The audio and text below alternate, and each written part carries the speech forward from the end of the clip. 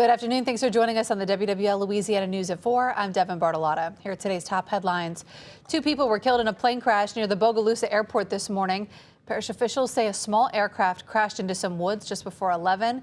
Right now, an investigation into the crash is underway. And Meg Ferris has been there in Bogalusa working to learn the very latest. Meg, what more can you tell us this afternoon?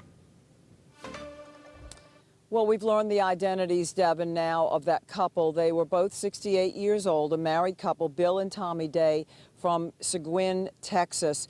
And they lost their lives this morning. Exactly when the call came in was 10:48 this morning when their plane went down in a wooded area near the airport here at Bogalusa. We're told it's a beach H-35. Now, take a look. I'm sorry, we're going to have the video for you later, but we did see on a private road where the fire department, the Bogalusa Fire Department, had cut the locks on a gate so they could get to the scene. It's very remote.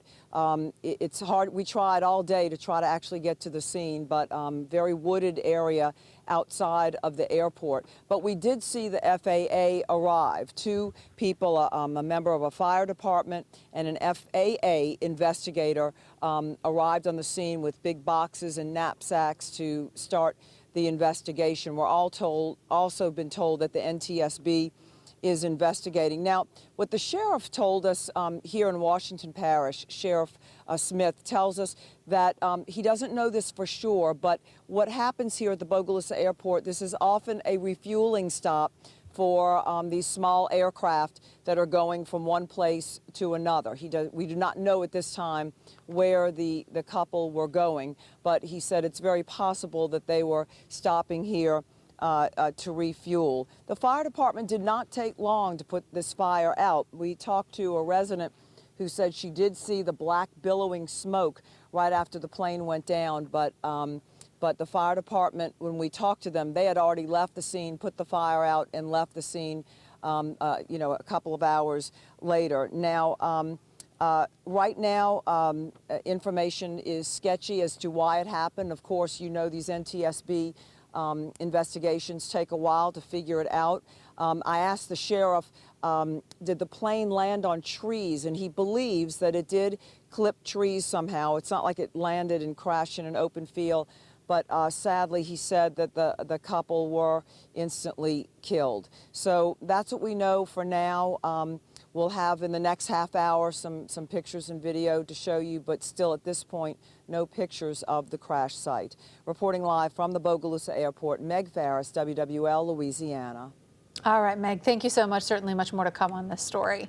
And more top stories today. Almost 7 years after the Hard Rock Hotel collapse, a settlement has been reached. On October 12, 2019, 3 construction workers were killed and dozens more were injured when the Rampart Street project collapsed. Today, hotel developers and 20 other defendants agreed to pay $106 million to nearly 500 claimants. A court-appointed mediator will now oversee the process of distributing those settlements. More work was done today to transfer oversight of the Sewage and Water Board to the New Orleans City Council. Until now, it's operated as an independent entity, but earlier this year, a state law was passed allowing the city to take control. Today, the council approved an ordinance making that official and also approved an audit. While another motion could lead to changes with who runs the Sewage and Water Board, it tells the Utilities Board of Directors to consider the possibility of combining the executive director and general superintendent positions. Now, this entire process could take months. Customers likely won't see any changes for a while. The recently fired superintendent of the East Bank Flood Authority's police department is suing to get his job back. In a lawsuit he filed last week, Joshua Rondino argues he was fired in violation of his contract. He was placed on leave in early June after allegations of sexual harassment and was fired later that month. Rondino filed his lawsuit as a whistleblower, claiming that he was working to fix different issues at the Flood Authority and argues that's part of why he was fired. The Flood Authority declined to comment on that situation.